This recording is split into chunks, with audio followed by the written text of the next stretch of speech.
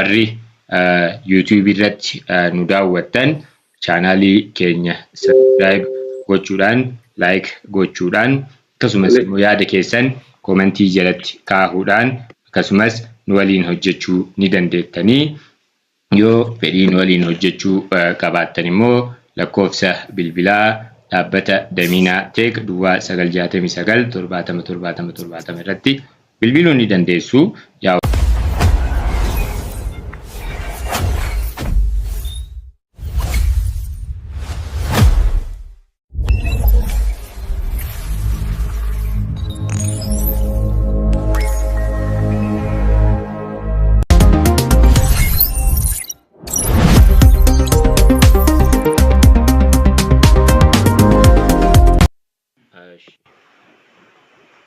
Ashama baga gara dhaabbata Daminaa Tech jalatti marsariitii digital marketing Turushoppitti nagaan dhuftan jenna.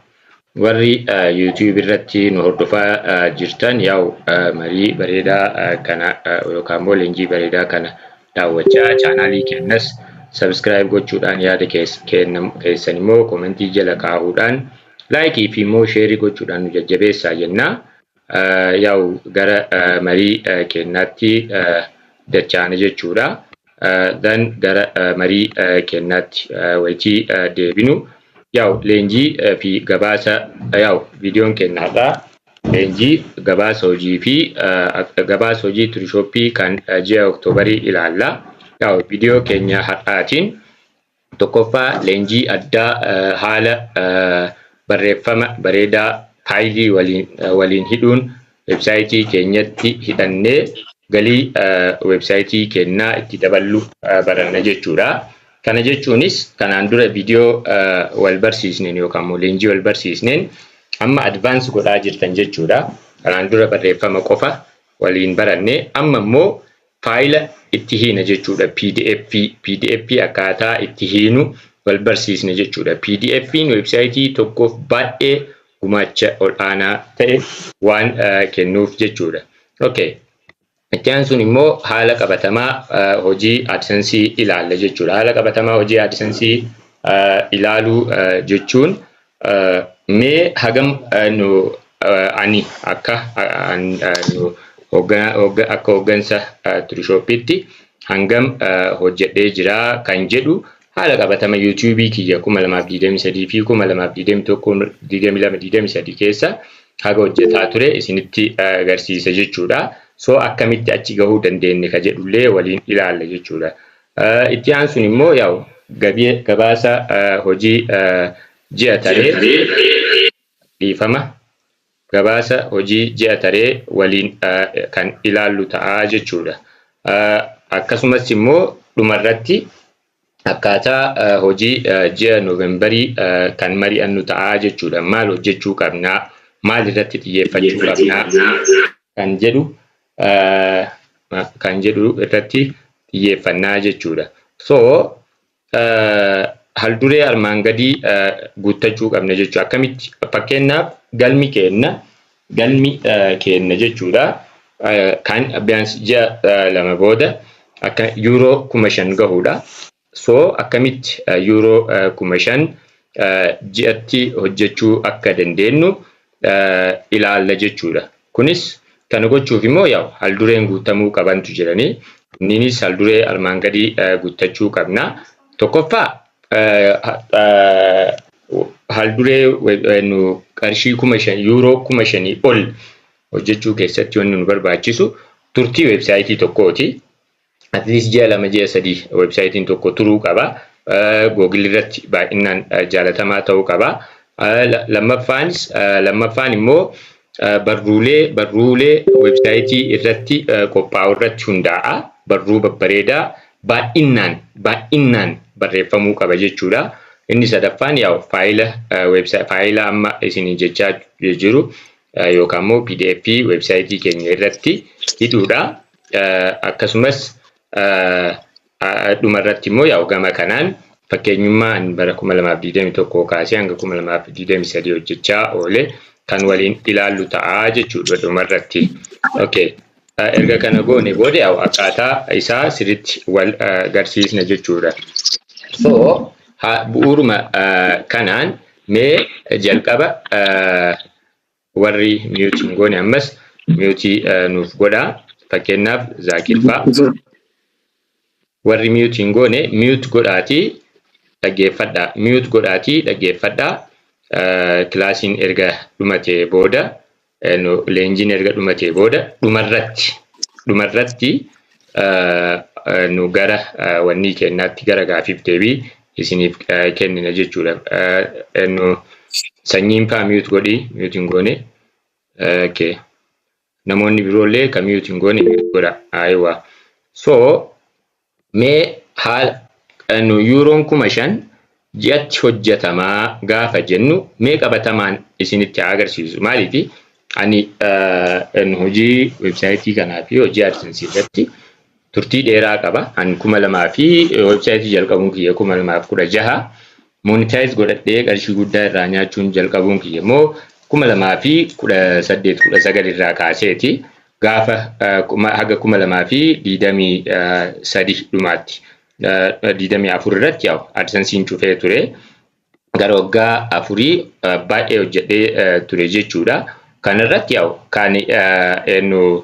kan wanni naa ta'u testimony naa ta'u yaa'u Hasan Tube jechuudhaan Hasan MH Tube jechuudhaan yaa'u YouTube irratti Hasan MH Tube jettanii yoo YouTube irratti search gootan yookaan immoo even Google irratti search gootan haga hojjetaa ture sirriitti asirratti gara viidiyoo 170 lafa kaahee jira. As keessatti haga hojjechaa ture ifatti mul'isaa ture baay'ee ifatti akkaataa isaa ifatti agarsiisaa ture. Kanneen keessaa viidiyoo tokko yoo as keessaa viidiyoo tokko fakkeenyaaf isa kana yoo kalaallu taate isa kanaan gara bara 2020 naannoo bara 2022 irratti in mul'ata mi screeniin ayyee ashi warri screeniin isinitti mul'anne ol deema gara olii deema gara olii ol deemame gara olii ol deemtan silkiidhaan fayyadamaa warri jirtan ol deemaatii ilaalaa mul'ataati sirriitti mul'ata. So amma hojii qabatamaa mute godhaa kaadara. Maaliif kana YouTube irratti waan fe'uu fi wayitii isin jidduudhaan seentan hawwataa ta'uu dhiisuu danda'a jechuudha. Ammas editiin irratti baay'istan hojiin irratti baay'istan jechuudha. So akka fakkeenyaatti websaayitiin kun bara 2022 keessatti hojjetaa ture akkuma argitan abdipress.com jedha websaayitiin kun jechuudha. So websaayitii kanarraa jechuudha guyyaa tokkoon akkuma argitan euro 372 hojjechuu danda'ee jira. Gan euro 100 amma kenna websaayitiin kenna baay'ee bareedaadha. Nutrishoppiin wanni isaan qate maalinni turtiidha. Turtii fi ammas hanqina nurratti mul'atuu fi malee yaa'u garas deemna ammas hojii qabatamaa isinitti agarsiisu jedheeti kana isinitti agarsiisaa jiru jechuudha. Euro 372 guyyaa tokkotti today so far mul'ata asirratti today so far hagan hojjedhee kaleessa ka jedhu san irratti immoo euro 74 hojjedhee page RPM'n akkuma asirratti argitan gara euro 898 page view kuma tokkoon euro 898 argachuu danda'ayu. Garuu euro 300 tana page view 415 qofaan argachaa kan turedha jechuudha. Okay, ammas viidiyoo dabalataallee asirratti isinitti mul'isu ammallee kan 5,000 hojjetaa ture jechuudha. Ammallee ishii Hasan sagaleen qulqullina hin qabu jira ni gala. Okay, ammallee kiyyamoo amma wanni isin bira na fakkaate malee ana biratti hin dhaga'amu? Hin dhaga'amami? Networkii keessanii. Viidiyoo tun harkaa beekan. Viidiyoon ol haxaa'i gara olii deemi ol jira viidiyoon iskiriiniin ol jiraati. Ol jira. Iskiriiniin. Jechuun sagaleenis qulqulluu ture beekanii amma sagaleen nagaatti qulqulluudha gara. Ammallee qulqulleessinaa. Gara wanni itti aseennu. Laa qulqulluudha iyyuu. Warri kunillee yoo isin jalaa tare wanni irratti waan kaa'uuf YouTube irratti waan kaa'uuf yookaan bor yookaan iftaan sirriitti ilaaltan leenjii isaa jechuudha. Konnekshinii keessanillee ta'uu danda'a. Isinii galee YouTube irratti akka dheengaddaasan isinii kaa'a. Warri haaraa seentallee adaraa mute godhaa. Mute godhaa warri amma Zaakir Aliyyi Siraaj. Mute godhaati dhumarratti na gaafattu gaafii sa'aatii isinii kennaa. Dafnee haafit. Zaakir Siraaj mute godhi. Ayyee. Okay. Ayya. Ashi. So. Nuni aboo mute godhaa kana mana. Okay. Okay then. Asitti adeebi'u. Ashi. Okay. Ammas asirratti akkuma okay. Ammallee mul'ata wanniin yaa presenting yaa sirriitti mul'ata. Ammas gama kanaanillee no CPC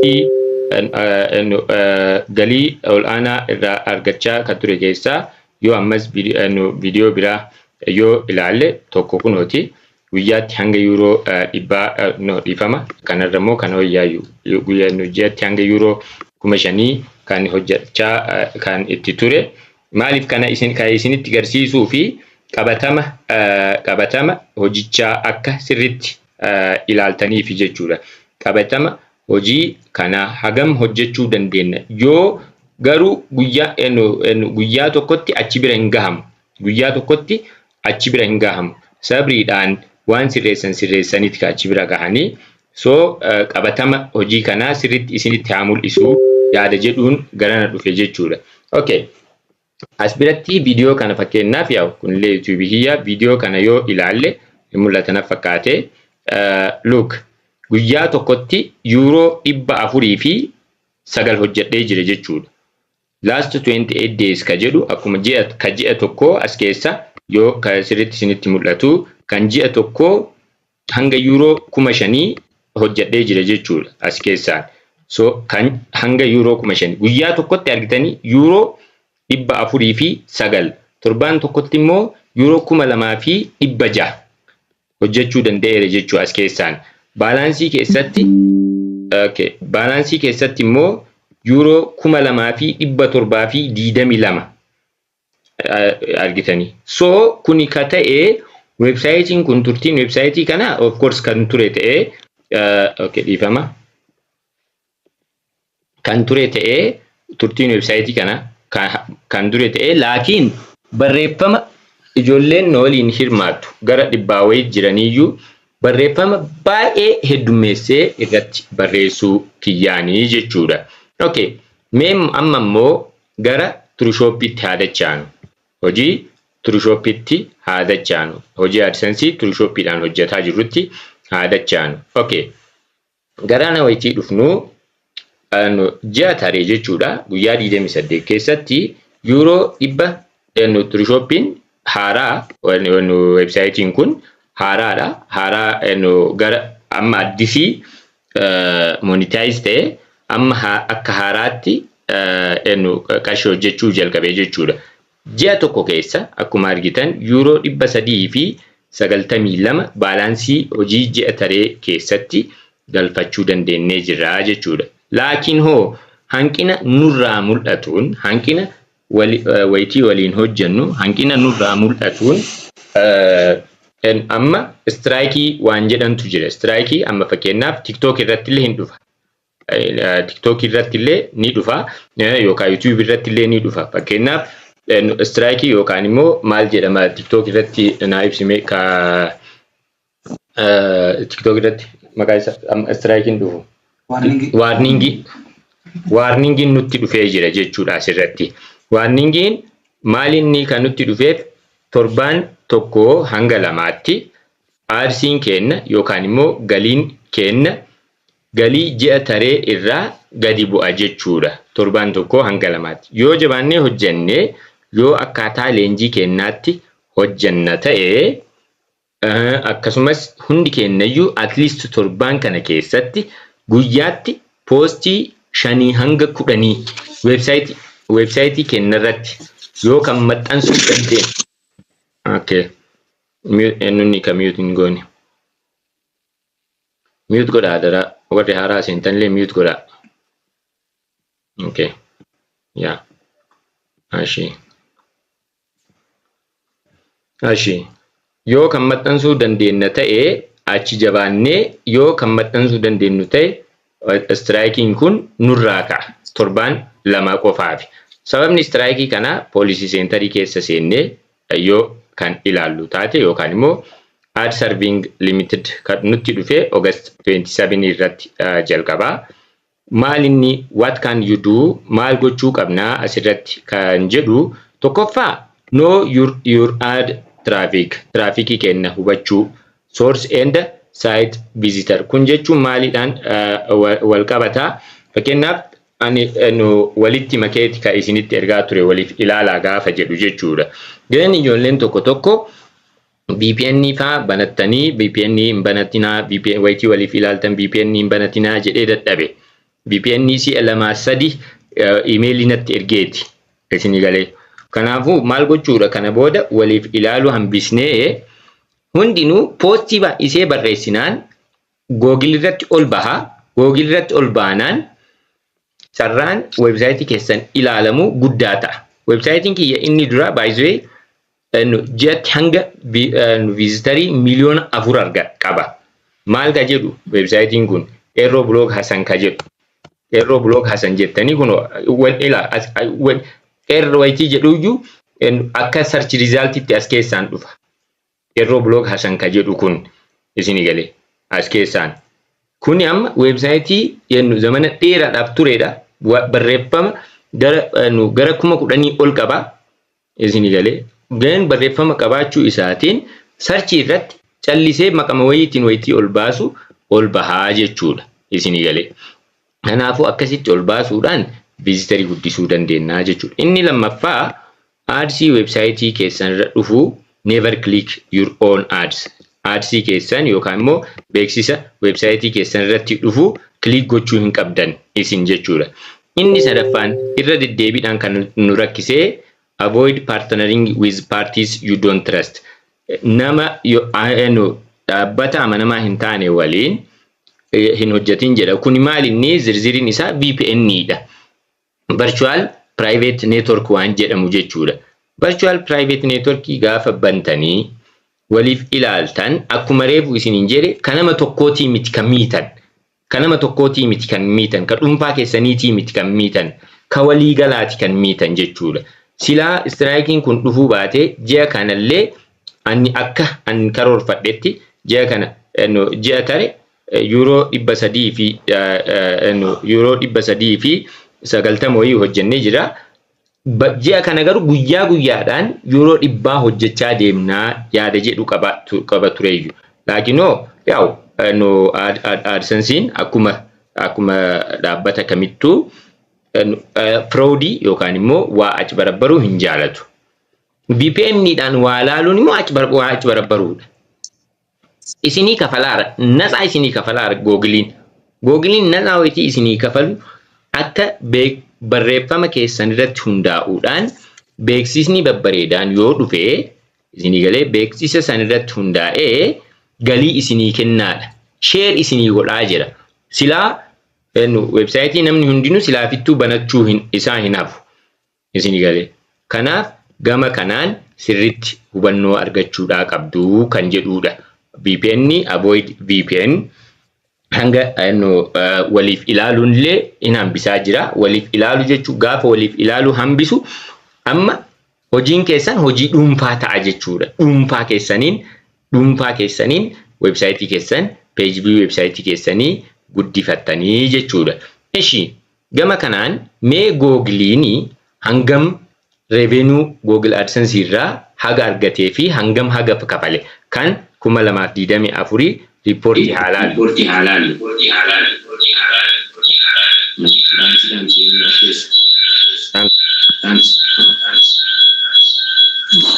Bifama ijoollee. Okay. Erga hagana jennee mee amma immoo erga hagana jennee mee amma immoo Google makanarratti Googlein AdSense irraa revenue yookaan immoo galii hagam argatee jira kan jedhu Google maa gaafannu. How much revenue jechuun galiidha. Does Google AdSense and Google Ads in 2024 irraa hagam argatee kan jedhu yoo ilaalle gabaasa isaaniitiin ni mul'ataami? Ni mul'ataami? Balleessi. Ayyaashee kuno bal'isaara. Ni mul'ata. Aywa. Look. Ni mul'ata. Ayyee amma na dhaggeeffadha asirratti. Look. Amma maal jedha asirratti? How much Googlein galii hagamii argatee hagam immoo kafalee jira ka jedhu gaafanne. Look, Google revenue from Google Ads in 2024 was approximately $269.94 billion. Doolaara biliyoona 269. Doolaara biliyoona 269 argatee jira jechuudha. 2024 qofarratti jechuudha.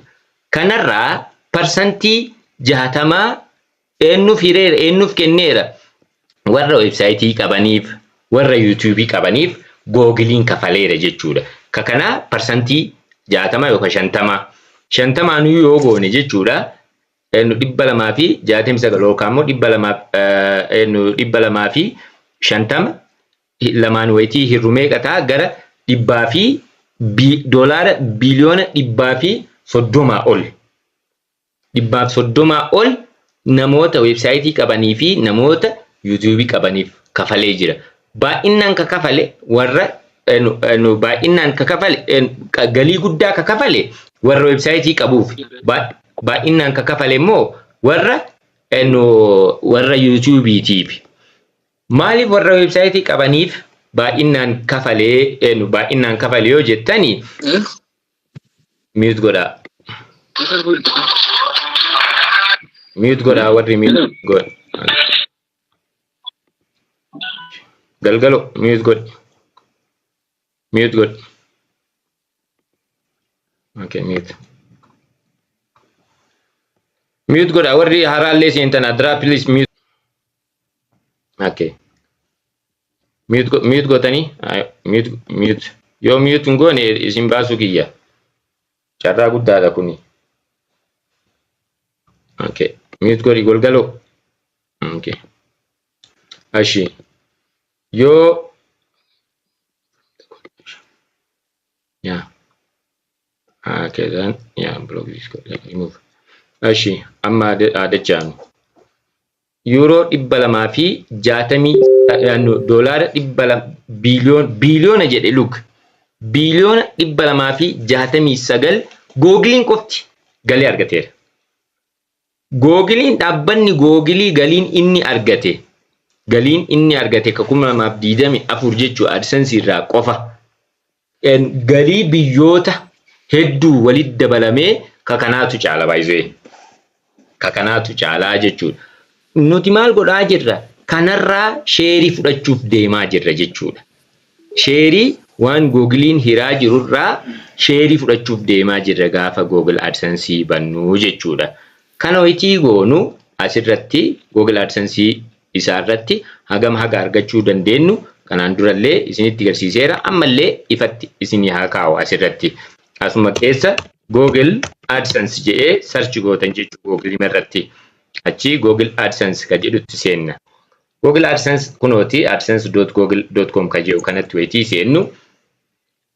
Page view meeqaan hagam haga argannu as biraan nutti himti. Fakkeenyaaf gara gadii wayitii deemnu as biratti maal jedhaa? See how much you could earn with AdSense. Hagam AdSense waliin argachuu akka dandeettan ilaalaa jedha.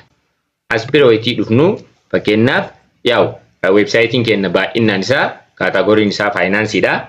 Faayinaansii irra kaahee riijiniin keenya immoo Europe, Middle East, Africa waan ta'eef Afrikaa irra kaaha. Amma faayinaansii irratti ji'atti jechuudha.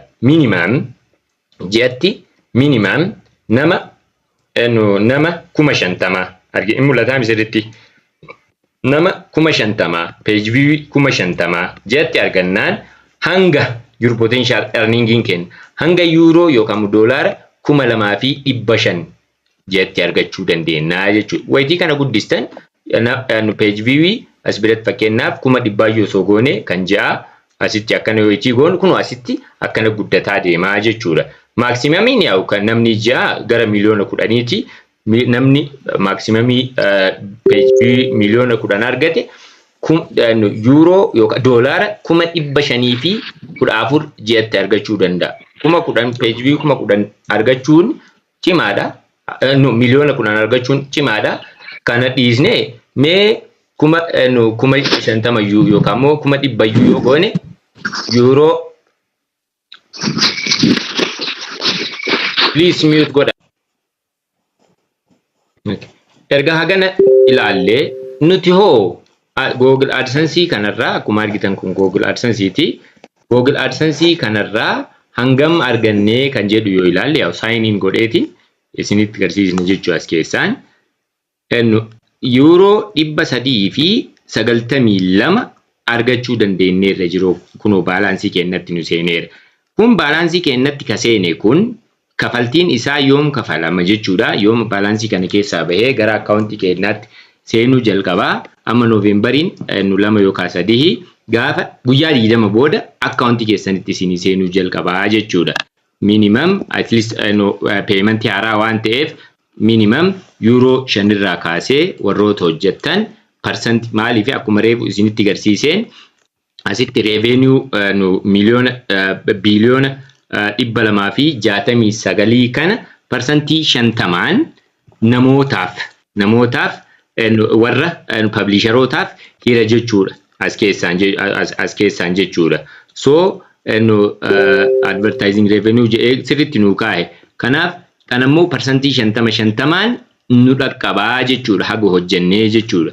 Okay, erga hagana jennee mee hojii ji'a taree maal fakkaata ture kan jedhu waliif ilaallu jechuudha. Last monthidha websaayitoonni. Okay, as bira deemnee amma Oktoobarii last month ta'ee jira.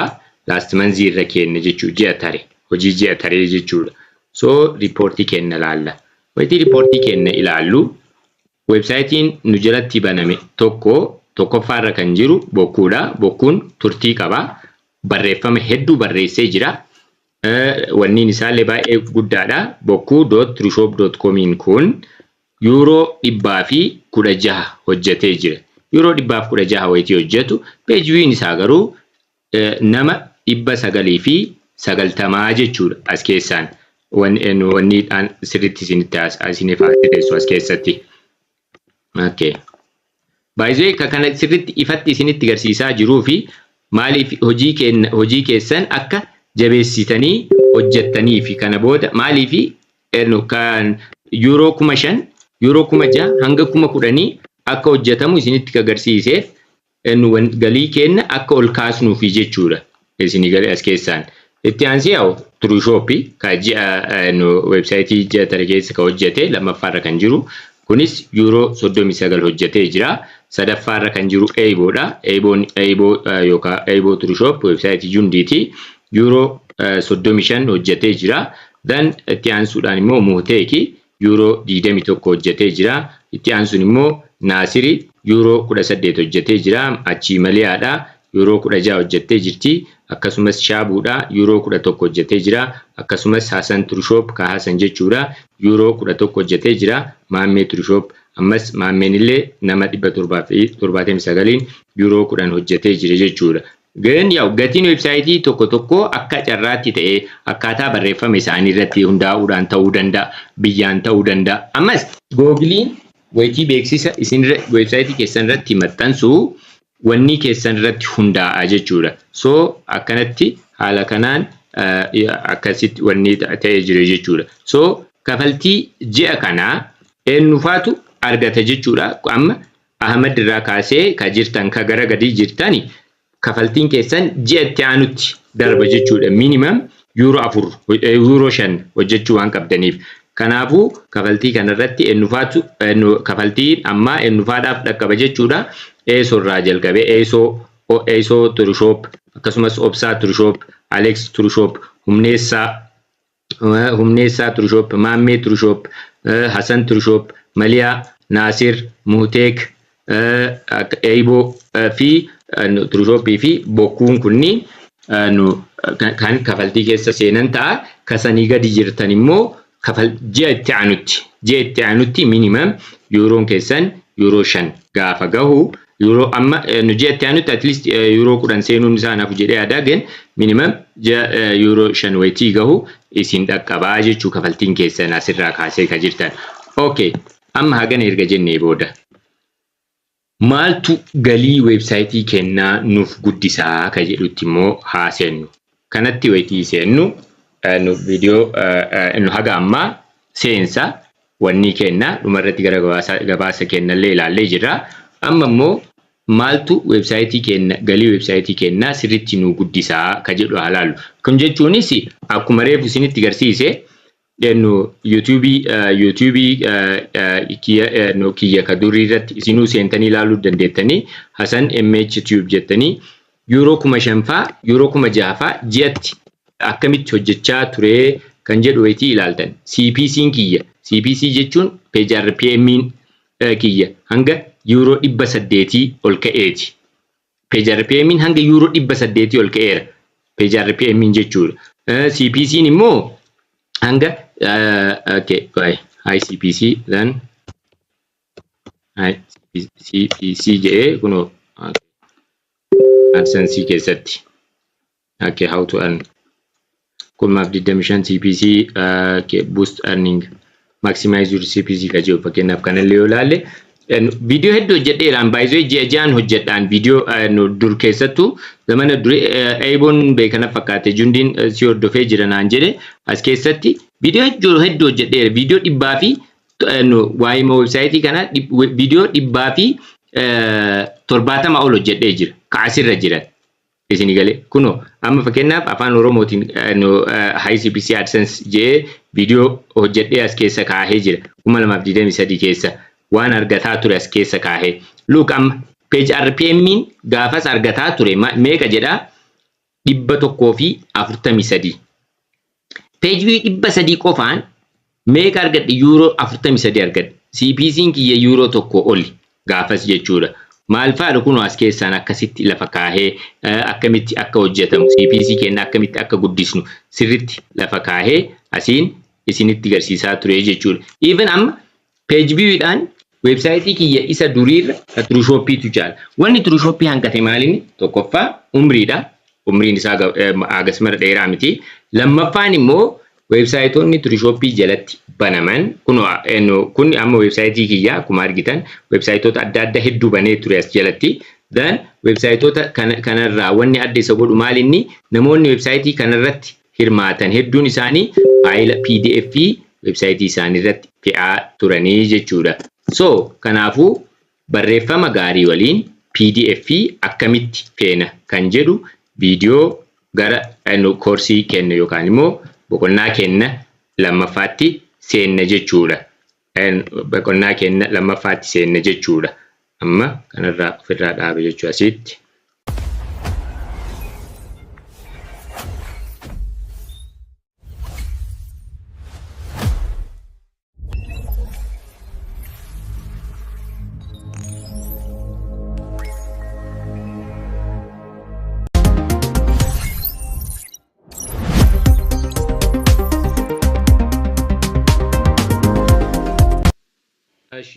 Erga hagana jenne booda mee amma immoo akkamiin website barreeffama kenna irratti websaayitii kenna irratti barreeffamaa fi faayilii walitti hidhuudhaan websaayitii kenna irratti maxxansinaa kan jedhu haa ilaalu. Viidiyoo dabarsine irratti barreeffamoota CPC'n isaanii galiin isaanii ol aanaa ta'e keessaa tokko barreeffama seeraati yookaan immoo barreeffama wanniiti jennee jirra. Barreeffamni seeraa wanni gaariin isaa maali yoo naan jettan PDF seeraa baay'inaan argachuu ni dandeessan jechuudha. Baay'inaan argachuu ni dandeessan jechuudha. Kana argachuuf jalqaba irratti wanni jalqaba gootan maalinni Google keessa seentanii Lawyer Hassan MH Maha firm jettanii Lawyer Hassan yookaan immoo Abukaatoo Hassan MH firm dhaabbata Abukaatoo Hassan jettanii search gootan jechuudha. lawyerhassan.org ka jedhu isinii dhufaas biraan https Lawyer Hassan MH firm jettanii Lawyer Hassan Google irratti Lawyer Hassan MH firm jettanii search gootan jechuudha. Baay'ee websaayitii PDF hedduu qabudha. Asirraa jalqaba maal goonaa PDF adda addaa buufanna jechuudha. Jalqaba as keessa seenne Lawyer Hassan MH firm ka jedhu kana keessa search gooneeti ka seennu jechuudha. Google irraan jechuudha. So Lawyer Hassan MH firmiin akkana isinii dhufa. Yaa websaayitichi kana fakkaata. Afaan Oromootiin afaan Amaariffaatiin qaba. Kun ka dhuunfaa kiyyaati. AdSense illee ittiin maaliifi kan galii irraa argachuuf osoo hin taane dhaabbummaadhaan kan dhaabbata dhuunfaa kiyyaa akka ta'uuf waan barbaadeef kan tajaajila abukaatummaa itti kennu namni akka irraa hubatuuf waan barbaadeef malee galii uumuudhaaf kan websaayitii kana banee miti jechuudha. So isin hoo maal argachuu dandeettan asirraa seerota argachuu dandeettan. Akkuma argitan as keessa Lawyer Hassan MH firmii keessa dureetu jira, abaawotii jira, sarviisii jira. Wanni nuti barbaannu barreeffama waan ta'eef PDF waan ta'eef publicationii keessa seentanii laws ka jedhu jira yookaan blog ka jedhu keessallee argachuu dandeettan yookaan laws ka jedhu keessa Ethiopian laws ka jedhu tweetan jechuudha yookaan immoo blogii keessallee ni argattan as keessaan kunoo amma seerota Itoophiyaa asii arganna jechuudha. Fakkeenyaaf as keessa amma jalqaba irratti Constitution download all FDRI and the regional state Constitution in PDF jedha. Heera mootummaa federaalaa fi heera biyyoota naannolee asii download godhadhaa jedha. Kana tuyinee asitti seenne jechuudha. Asirraa heerota kanniin buufanna download godhanna jechuudha. Kun sirriitti hojjetamuudhaa qaba. Hundi keessanuu faayila PDF adda addaa hojjechuudhaa qabdan, irratti fe'uudhaa qabdan. Maaliif websaayitii keessan akkaan ol baasa. Tokkoffaa sababni akkaan ol baasu keessaa inni tokko maalinni baay'inaan Itoophiyaa keessatti Google irratti wanti search godhamu keessaa inni tokko guddaan seerota jechuudha. Seera yookaan immoo heerota jechuudha. Heera mootummaa ta'ee seerota yookaan immoo proclamationii ta'ee labsiilee kanneen baay'ee Itoophiyaa keessatti search godhamu. Okay. Injiraamiyaan. Injiraami ijoollee. Ni dhagahama.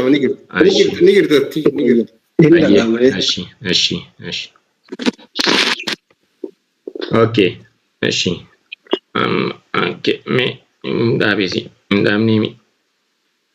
Okay, okay, then amma kuno asbira Lawyer Hassan MH firm jedhee as keessa seene. As keessatti fakkeenyaaf kuno FDRI Democratic Republic of Ethiopia heera mootummaa federaalaa download here jedhaan download godhadha jechuu asiin. PDF ilee kanniin download godhadha jechuudha jalqaba irratti. Ammas Oromiyaa Regional State heera mootummaa naannoo Oromiyaa ammallee download godhadha asiin. Kun asiin naaseenti yaw PDFin akkanatti load godhee haga dhumatutti eegaanii achi download gootan jechuudha. Ammallee gara asitti deebitan. Eessatti Lawyer Hassan MH firmitti gara olii seentanii silkiidhaan meenuu tuyxanii warri silkii illee jechuudha. Publicationii keessa blogii keessa yookaan immoo laws kan jedhu keessa blogii keessa tuyxan jechuudha. Blogii keessaan argitan warri silkiidha. Warri silkiidha akkamii argatan jedhee ammallee irra deebi'aa publicationii keessa seentanii blogii tuyxan. Warri kompiitaraan fayyadamtan immoo laws tuyxanii Itoophiyaan laws ka jedhu kana keessa buufattan jechuudha. Fakkeenyaaf kunooti amma heera mootummaa naannoo Oromiyaati ammallee download godhadhaasiin kanallee PDF bakka tokkotti lafa kaahaa download godhaa kanas ammas kun immoo Constitution of Federal Democratic Republic of Ethiopia dha heera mootummaa naannoo federaalaati kanallee download godhadhaa ammas kabiraa immoo gara duubaa deebi'ee PDF meeqa qabaas keessaa 11 qaba. Amhara Regional State ka jedhu kanallee download godhadha. Akkasumas Tigray Regional State ka ennu ka naannoo Tigray kana ennu ammas kan Affaar ka jedhu kanniin download godhadha jechuudha. Akkanatti download godhadha jechuudha. Haala kanaan download godhadha akkanatti download godhadha jechuudha. Akkasitti yaa bakka tokkotti akkanatti download godhadha ammas kanallee haala kanaan download erga gootanii booda garam deemtu gara website keessanii deemtu jechuudha. Gara website keessanii deemtu jechuudha. Amma fakkeenyaaf an gara website makiyyaatti haa seenu fakkeenyaaf haslow.trushop.com ka jedhu. Amma haslow.trushop amma ilaa asirratti wanni gaariin maali ifa ka isinii godhu. Fakkeenyaaf haslow.trushop jedhee jechaan Google irratti yoo search godhee ol baha. Keessanillee check godha. Check godha jechuun Googlein website kiyya jaalatee ol baasee jira kuno haslow.trushop jedhee jecha kana qofatti galchee malee linkiidhaan search gooneemi argitanii. So websitein kiyya websitein Trushop jalatti banadhe jechuudha. Ol baha. Achi kana tweetan jechuudha. Asiin tweetan. Share hin goone waan goone gan yaw website kana bargita haaraa bane ani yaw dhimma barruulee seeraa irratti maxxansuudhaaf bane gizee waan arganneef baay'inaan irratti maxxansine jechuudha.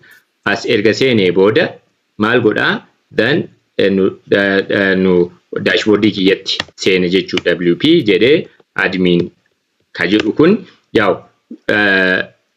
wanni garamitti isin geessa WP hir'isu admin ka jedhu gara website keessanii dashboardii keessanii isin geessa jechuudha. Login page keessanitti isin geessa. Mute godhaa warri mute hin goone. Mute godhaa. Please mute godhaa. Wandimu haga amma nagaa ture mute godhaa ayyee. Then yaw gaafa buutuun verification isinitti dhufuu danda'a. Okay, dhiifamas bira. Yeah. Gaafa boot verification isinitti dhufuu danda'a yaa bootii isaa galfadhaati achi haala kanaan username keessanii fi password akkanatti galfattan jechuudha.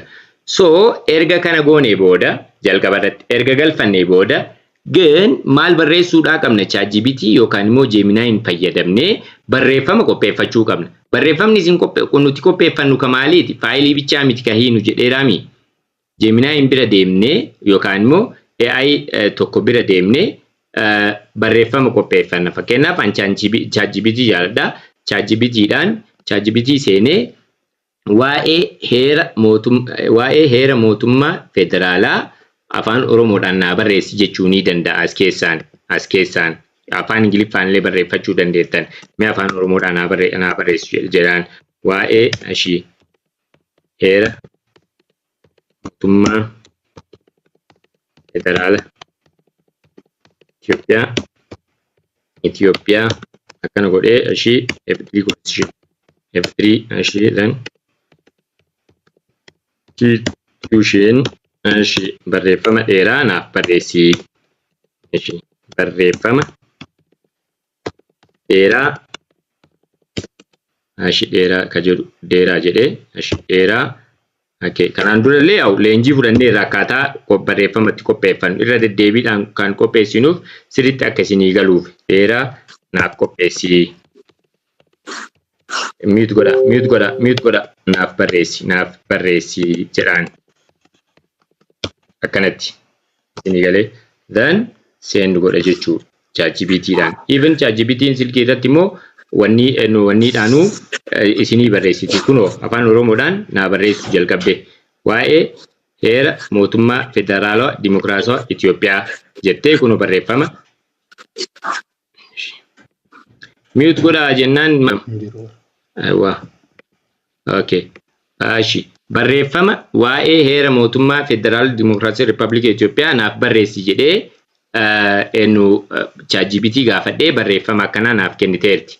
So wanni amma ijoolleen teenya maal dogoggoraa jirti kana guutuu akkuma isinii barreessiteen kana guutuu copy kaastee akkuma jiruun copy kaastee add title bakka jedhu irratti ijoolleen galchitanii jirtan kun dogoggora cimaa dogoggora website keessa akkaan isin jala ajjeesu keessaa isa tokko jechuudha.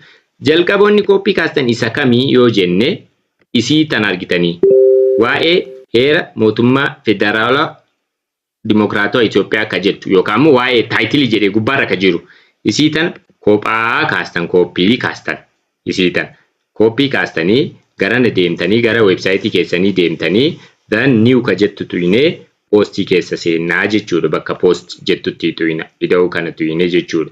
Dan poostii keessa seennee as keessatti isii kana tuyinaa jechuudha haala kanaan achi yaa'u poostiin naa dhufaa bakka kuni taayitiliidha. Taayitilii jechuun waa'ee namni sun dubbisuuf deemu isinii galee fakkeenyaaf kitaaba akkanaa yookaan barreeffama akkanaa yookaan amma fakkeenyaaf saayinsii naannoo kutaa 8ffaa akka jedhan san ifa isinii galee asirratti ijoollee. Kanaafuu okay ishii ammas gara naa dhufu. Dhiifama. Then as biraa dhufu. Then akkuma reefu isiniin jedhe waa'ee heera mootummaa tajettu tun kophaa kooppii kaati tun acheessa deemna add post jenneerraa mireefu add title nuun jette as keessatti. Title jechuun ijoo jechuudha as keessatti ijoo as keessaan kenna jechuudha asitti. Ijoo kenna as keessa kenna jechuudha. Itti aansinee garana dhufuudhaan immoo yaa'u barreeffama kana asirraa kaasnee seensa ka jedhu irraa osoo hin taane as biraa kaasnee asirraa kaasnee akkanatti kooppii kaasnee hundayyuu as hagaachi haga dhumaatti akkanatti marayyuu filannee haga dhumaatti haga xumura haga jedhutti achi then me hagaasii heerri kun barbaachise ka jedhullee yaa'u hagaasii sabni guddaa Itoophiyaa kan biyya hedduu taatee nagaa qabajuu hundaa'uu fi seera barbaachisa maali jedha. Okay, akkanatti kooppii kaasne jechuudha. Kooppii kaasne yaa waan ma'anaa hin qabne isin edit gochuu dandeettan jechuudha as keessaan. Garana deemnee as keessatti. Look kuni taayitiliidha. As keessa akka hin maxxansine. Look amma fakkeenyaaf as keessatti osoo maxxansee kun as keessa osoo maxxansee akkana ta'a. Isin as keessatti hin maxxanfamu. As keessatti isin galee bakka kana jechuudha. Yookaan takka as keessatti inni interweetii goonuun jala dhufa jechuudha akkanatti. Isin galee. So akkanatti waa'ee heera mootummaa erga barreessinee kaanee fixnee booda jala gara dhumaarratti deemne dhumarra wayya faayiliin bakka itti hidhamu maaliif heerri barbaachisee bakka jedhu kana as biratti download PDF jennee asitti PDF hidhuudhaaf mika dhufneef akkasiimi download PDF jennee akkanatti erga barreessinee booda erga barreessinee booda ida'uu tana tuqna ida'uu tana tuyneetiin bakka sarchii keessa faayil jennaan argitanii kunooti faayiliin dhufe faayiliidha akka itti hidhuudhaaf deemaa jiru kana wayitii irra tuynu asitti nuu galchiti achi wayitii as nuu galchitu maal goona as bira deemne upload jennee reefu maal buufanneerra jenni heera buufanneerra seerota PDF buufanneerraa eenyurraa lawyer.hasan.org ka jedhurraa as keessaa kan akkanatti itti naqna jechuu asiin kunoo amma wanni ta'aa jira jechuu wanni addaa hin jiru akkuma kanaan dura suuraa itti naqxan kunooti heerri seenne ammallee as biratti faayilii keessa seenuudhaan ammallee faayilii kan 2-3 itti hidhuu dandeettan wanni barreeffama tokko keessa PDF tokkollee hidhachuu dandeettanii PDF 10 illee hidhachuu ni dandeessan jechuudha. So ammallee irra deebitanii as bira upload jettaniini amma FDL constitution hidhee jira. Then heera mootummaa naannoo Oromiyaa illee akkanatti hidhaa. Achi seerota jiran haala kanaan hidhaa jechuudha. Okay. Barreeffamni tokko gaariidha kan jedhamu waan gurguddaa 3 gaafa qabaateedha Google jalatti kan jaalatamu. Tokkoffaa keywordii waan jedhamu jira. Keywordii jechuun focus keywordii yookaan immoo jechama barreeffamichaa, jechama addaa. Jechama kanaan gaafa search isin godhaman tan akka Googlein ol isin baasu. Fakkeenyaaf jechamni isin fayyadamtan websaayitiidhaan adda ta'uu danda'a. Fakkeenyaaf ani maal jedhee fayyadama jechama kanaaf fakkeenyaaf as keessaan waa'ee heera mootummaa federaalaa kan jedhu jechama kana fayyadamuu danda'a. Isin immoo mootummaa federaalaa dimokiraatawaa Itoophiyaa jettaniif jechama fayyadamuu dandeettan. keywordii naa kenni jechuu ni dandeettan. As keessatti asillee deebitanii ChatGPT-dhaan isinii galee ChatGPT-dhaan give me yookaan immoo give me focus keyword yookaan immoo keywordii naa kenni jechuu ni dandeettan. Keywordii bareedaa akka isinii kennituuf. Focus keywordin kun F3 constitution kun baay'ee isinii kenniti. Isinii galee heera adda keywordii fakkeenyaaf tokko kana fayyadamuu danda'a, tokko immoo kana fayyadamuu danda'a. Kanaafuu amma ani kana haa fayyadamu fakkeenyaaf shiidan heera mootummaa federaalaa kun Itoophiyaa kana haa fayyadamu. Shiidan tana haa fayyadamu. Isii tana as keessaan fuudha. Eessa seenti? Paragraafii yookaan immoo paragraafiin maal jedhama kun ijoollee? Paragraafiin afaan Oromoodhaan natti himame. Rakkoon qabuuf godha. Warra Ingiliffaatu jira. Paragraafiin natti hima afaan Oromoodhaan amma na jalaa baddeeti.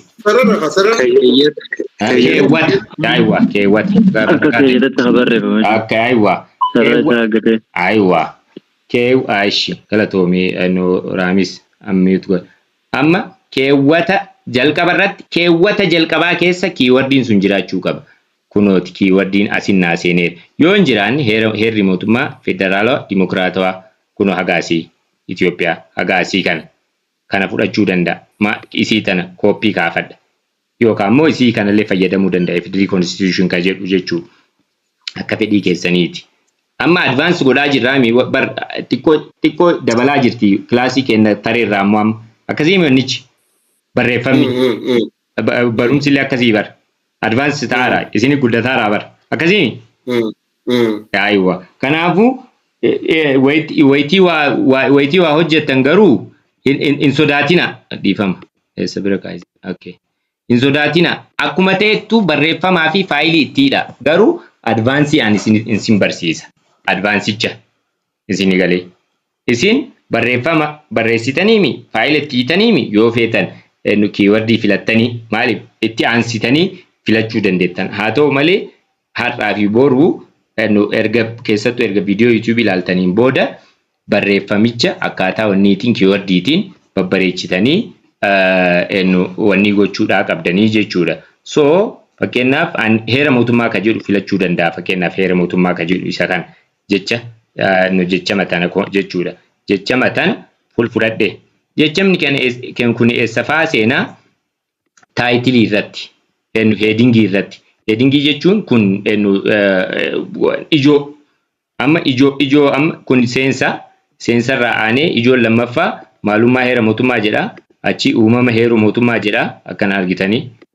Uumama heera mootummaa jedha akkanatti seensistan jechuudha. So keewwata jalqabaa dhumarratti wanni nuti galchinu tokko jira. Maalinni suuraa imeejii as keessattuu imeejii filan imeej jennaan. Dhiifama. Okay, maaliif akkana naan jedhe ol postitti gaafa akkana argitanii editoo itti godhaa jirtanuu gara duubaa gaafa isin jalaa deebi'ee maal gootan ammallee daashboorditti gaafa isin jalaa deebi'ee ol postii keessa seentanii akkanatti bakka post jettu tana seentanii ol postii keessa seentanii achi kuno draaftii keessa isinii ta'a as keessaan. Draft jedhee isinii ta'a waa'ee heera mootummaa ka jedhu kan wayitii irra tuwitan irra deebi'ee dhufa jechuu akkanatti. Irra deebi'ee dhufa then restore backup jettaniini achi gara waan jalqabdanirraa gara akkasitti isin deebisa. As bira deemnee isiniin jedhe dhumarratti as biratti imeejii suuraa qofa galchine jechuu asitti. Suuraa qabaachuun barreeffama tokko akka Google biratti baay'ee jaalatamaa ta'u taasisa. Suuraa kanaan wal qabatee illee uumuu dandeettan ChatGPT irratti yoosuu isinii uumti isinii galee as biratti yoo fedhe create yookaan immoo suuraa naa uumi jechuu ni dandeettan. Create Ingiliffaan ajajuu jaaladha saniif create feature image for the blog jedhaanii akkanatti achi suuraa akkana naa uumti isiinuu ChatGPT suuraa naaf uumti. Yoo fedhe immoo yoo isin eeggadhu sabriin qabuu yoo ka jettan immoo miidiyaa laayibrarii irra suuraalee keessantu jira. Gara gadii deemtanii kunooti suuraalee keessan kan feetan akkanatti filattanii jechuu akkasitti. Achi hoo ila as keessa bakka akka hin dogoggorre maalinni akkana galchitaniimi yoo dandeettan alternative text bakka jettu tanatti alt irratti. Kun advance warra advance godhaniif kana barsiisaa jira.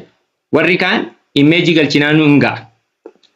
Gan warri advance gootan immoo dabalata immoo dabalata gochuu barbaadan immoo bakka alternative text ka jedhu kanarratti keyword reefu filattan san asitti galchitanii jechuu dhiifama. Kanaa miti keyword naan filadhe. Keyword naan filadhe heera mootummaa federaala Itoophiyaa as keessatti galchaa jechuu as keessatti galcha. Argitanii? Dan akkana erga gootanii booda suuraa galchee jira. Dan bakka post jettu tana tuqa jechuudha. Bakka post jettu tana tuqeetiin achi set feature image ka jedhu kana tuqaa jechuudha. Yoo suuraa naa uumte kun naa uumteerti. Aga tokko xiqqoo mata si hafe. Dhiifama.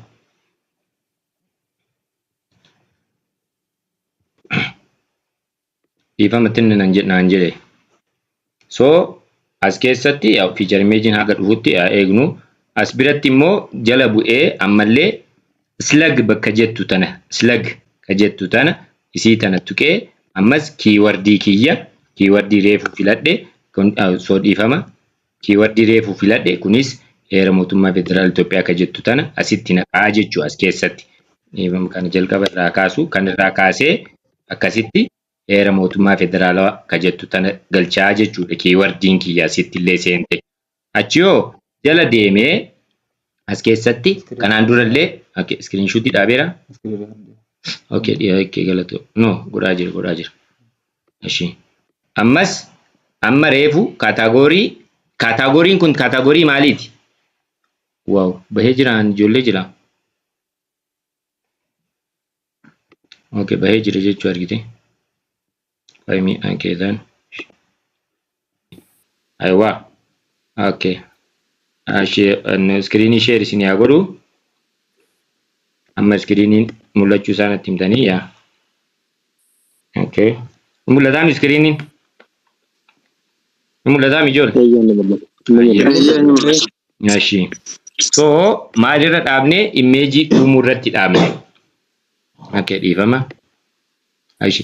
Suuraa uumuu irratti dhaabne ChatGPT-dhaan jechuudha. So kuno suuraa naa uumteerti. Kana download godhadha jechuudha tana. Kan erga download godhadhee booda achi feature image keessa seenee feature image ka jedhu keessa seenee as keessatti upload godhaa. Achi select file jedhaani faayilli kun maal inni suuraadha. Isa kana filadhaa jechuudha. Wayitii kun seenu yaa feature image jechuun wayitii barreeffamni tokko maxxanfamu suuraa gubbaarratti taa'u jechuudha. Fakkeenyaaf kun amma websaayitii kiyyatti yaadachaa ammallee websaayitii kiyya keessa bloogii keessa yoo seentan lawyer.hasan.org keessa bloogii keessa yoo seentan as keessatti kuno amma kun feature image qabu hin bareedu akkaataan taa'umsi isaa argitanii kunniinoo suuraa alaabaa Itoophiyaa akka qaban kunniin mul'ataami kunniin amma feature image qaban jechuudha. Feature image jechuun suuraa gubbaarratti taa'u. Suuraa share wayitii gootan dhufu jechuudha. Isin galee. Kanaafuu as keessa seentanii as keessa seentanii yaa feature image kana set feature image jennaan jechuudha. Kana ChatGPT ka jedhu kana title isaa irraa kaasee set feature image jedhaan jechuudha. Akkana naa seente. Kaataagoriin yookaan immoo kaataagorii jechuun maal afaan Oromootiin? Middibii yookaan garee yookaan immoo barreeffamni kun waa'ee maaliiti? Waa'ee seeraatiini? Caasaa jechuudha. Caasaan isaa maal keessa ramadama? Waa'ee seeraati bar. Akkasiimi? Barreeffamni kun ramaddiidha. Ramaddiin isaa waa'ee seeraati mi ka barreessini? Waa'ee seeraati. Kaataagorii seera jedhu asitti uumnaaf jechuudha. Si'a tokko qofa uumna as keessatti noo badha sirritti. Si'a tokko qofa uumna. Jalqa yoo hin jiraanne innu fakkeenyaaf an kanaan dura uumee jira. Loos blog jedha kunooti. Seera jedhee. Yoo mute godha. Inni kana dhabsiisaa jiru. Mute. Baay'ee salphaadha. Advance godhaa waan jirruu fi waan dhibu fakkaata malee poostii gochuun baay'ee salphaadha baay'ee asirratti hubannoo akka argattan isinii galee. So loos blog keessatti kaataagorii uumaaf yookaan immoo yoo feetan immoo akkana kaataagorii uumtan jechuudha. As keessaan kunuun fakkeenyaaf seerota barruulee seeraa jedhee isinii galee amma barruulee seeraa erga barreeffamni kun barruulee seeraati. Erga barruulee seeraa takka wayitii uumu add kaataagorii kan jedhee tuqaa barruulee seeraa jedhee asitti new category name kan jedhu as tuqaa then add category jedhaan. Amma parent category jechuun barruuleen seeraa kun maal keessatti siifaa taa'uu jechuudha. Fakkeenyaaf category adda addaa jira. Business category jira, expert akkuma website keessanii adda isinii galee as keessaan. Amma loos blog kan jedhu keessa yoo akkanaaf taa'u barbaade akkana godheetiin kana tuqee parent category haadhoo caaseeffama kam jalatti loos blog jalatti godheetiin yookaan immoo ofii keessanii uumtanii akkanatti aadi jettanii jechuudha.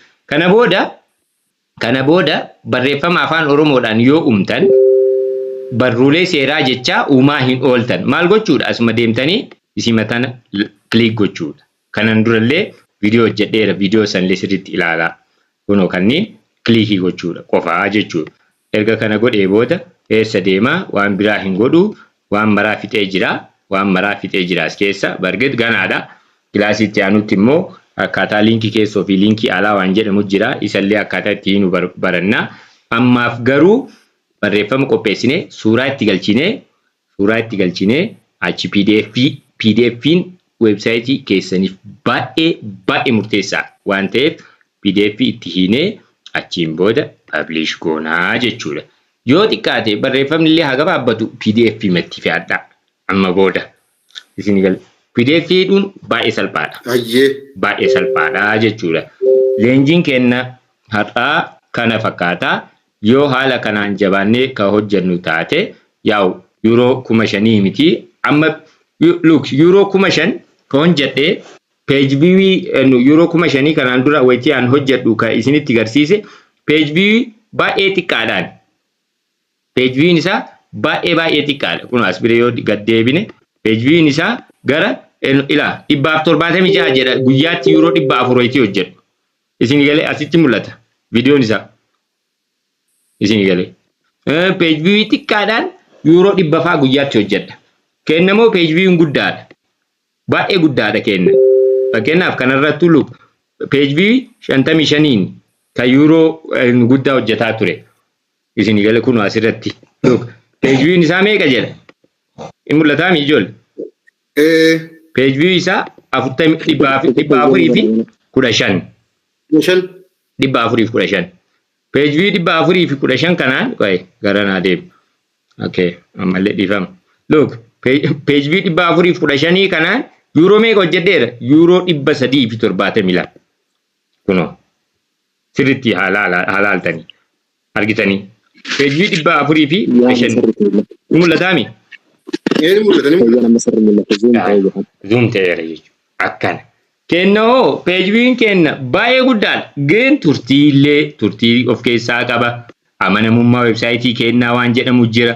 Isin gal turtii websaayitii waan jedhamu jira. As gahuudhaaf maal carraaqiidhaan achi gahamaa.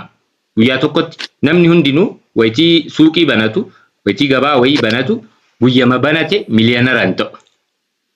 Suuta deemaa ol ka'a. Isin galee. Inda gaamaami? Yaa akkuma sanii hojiin websaayitii illee har'uma kaatanii birrii 10,000 Euro 10,000 Euro 50,000 guyyaatti hojjettan kana beekaa. Birrii 50,000 birrii 10,000 hangaafa dhiifama bakka hin taane kaa'e. Hangaafa ji'atti birriin 500 gaafa naaseentu harqiyaa maal naaseene gaafa jedhu qaba. Isin galee as keessatti. So kun garuu ka ta'eef websaayitiin kiyya bara 2019 monetize ta'ee ji'atti Euro 5,000 argachuu jalqabuun kiyya 2020 fi 21 waggaa lama booda. San dura ji'atti 1,000 argataa oola. Isin galee. Page view immoo hin qabu gaafas akkuma reefu isinitti agarsiise. Kenna hoo page view guddaa qaba. silaa limited ta'uu baate kunoo waan an torbaanitti argadhu kun guyyaatti argataara. Turishoppiidhaan. Kun mul'ataa miti? Argitan. Kun turishoppiidhaan waan ani guyyaatti argadhu waan ani torbaanitti ji'atti argadhu turishoppiidhaan garuu guyyaatti argataa jira. Wanni xiqqaatteef maali? RPM kun ol ka'uuf maali? Hojii kennarratti plus hojiin keessan dhuunfaa keessaniin ilaala hubadhaas keessatti. Fakkeenyaaf bokkuu turishooppii ilaala. Bokkuu turishoopp googirratti sarchii godhame ofii keessanii akkanumaan callisaati bokkuu jettanii akkanumaan bokkuu finxabaas jedha. Turishooppii keessan galchina. Bokkuu finxabaas. Sinigalee finxabaas. Bokkuu turishooppii osoo hin jedhin ifam. Bokkuu finxabaas. Then okay. Akkanatti sarchi godhame. Kuno bokkuu finxabaas take solution jettee dhufti. Google irratti. Wanni akkana dhufeef maalinni yoo naan jettan bokkuu kanarratti barreeffama hedduu barreesseera. Isin galee hedduu barreesseera. Hedduu baay'ee hedduu ta'e bokkuu turishooppii gaafa jedhemaa zirziriidhaan naa fida kuno. Zirziriidhaan naa fida. Kuno detail isaa takka takkaan tokkoffaa irratti fide bokkuu turishooppii gaafa jedhe keessan hoon dhufa barreeffama gaafa baay'istan kuno bloogiin isaas jalaan dhufa. Linkiidhaan nuun barbaanne Googiliin websaayitii keessan gaafa jaalatu ol isinii baasa. Maaliif nama hedduu jira rizaaltii meeqa jira? Rizaaltii tokko irratti 10tu jira asiin 10tu jira. Gara rizaaltii 100tu jira bokkuu finxabaas ka jedhu kanaan jechama kanaan. Isaa maaliif ol ba'e kunoo barreeffama hedduu kan inni barreessi.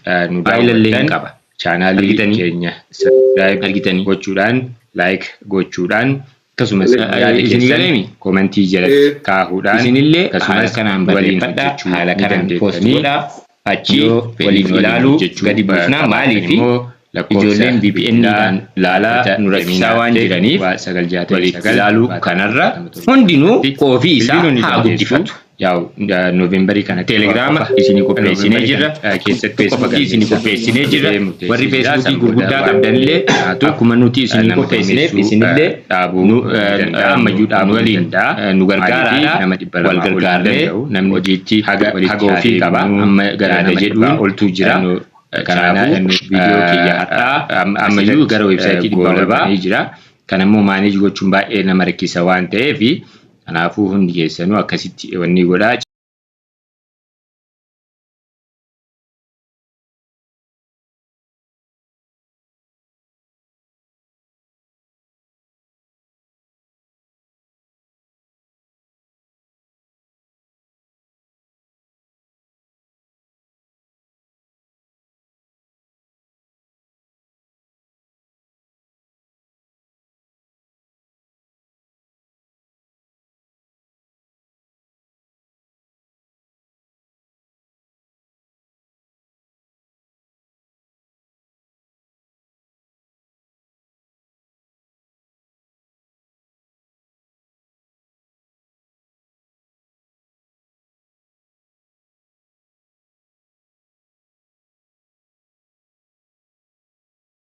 Chaanaalii keenya subscribe godhaan nu asirratti waliin fitna jechuudha. Waan waliin turtaniif hundi keessanuu galatoomaadha. Warri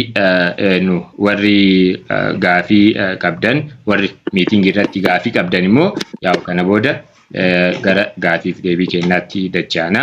Warri YouTube'dha asirratti kilaasii kenna xumura jechuudha.